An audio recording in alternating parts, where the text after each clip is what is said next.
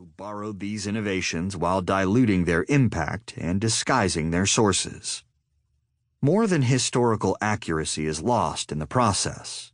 The very sources from which creativity and new techniques arise are distorted and misrepresented.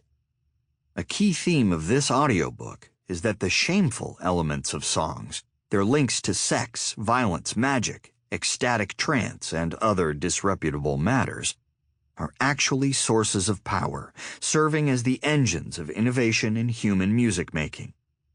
When we cleanse the historical record of their presence, we lose our grasp on how our most cherished songs arose in the first place. The real history of music is not respectable, far from it. Neither is it boring. Breakthroughs almost always come from provocateurs and insurgents, and they don't just change the songs we sing, but often shake up the foundations of society. When something genuinely new and different arrives on the music scene, those in positions of authority fear it and work to repress it. We all know this because it has happened in our own lifetimes. We have seen firsthand how music can challenge social norms and alarm upholders of the status quo, whether political bosses, religious leaders, or just anxious parents, fretting about some song bellowing ominously from behind a teenager's bedroom door. Yet this same thing has been happening since the dawn of human history, and maybe even longer, although you won't get told that side of the story in Music 101, or from the numerous well-funded music institutions devoted to protecting their respectability and the highbrow pretensions of their mission statements. Those fretting parents are delighted with this kind of sanitized approach to music appreciation, as are those within the cultural ecosystem who see their own status rising in tandem with the prestige and authority of the traditions they uphold. They gain a kind of second-hand luster from the cleansed, purified vision of music-making they promote.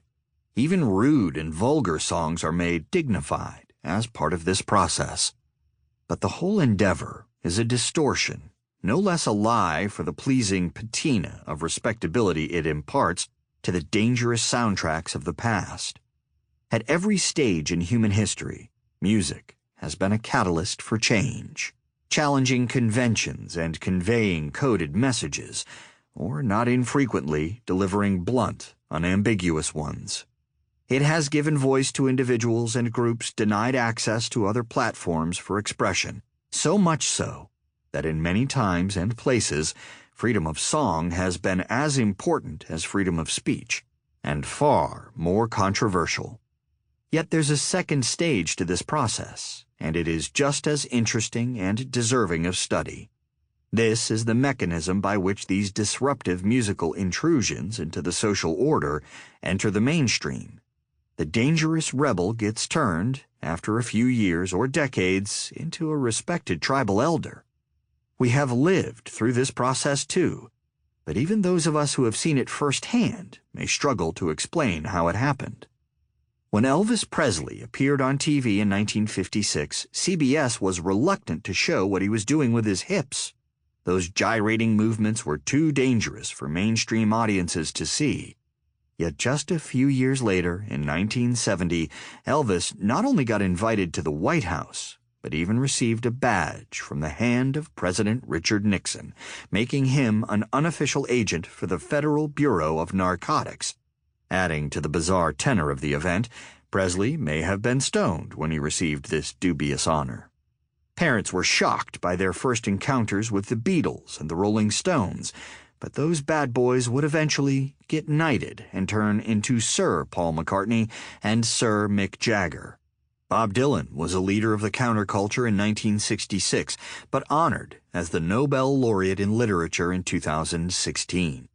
Straight Outta Compton by hip-hoppers, NWA got banned by many retailers and radio stations in 1988 and was even denounced by the FBI.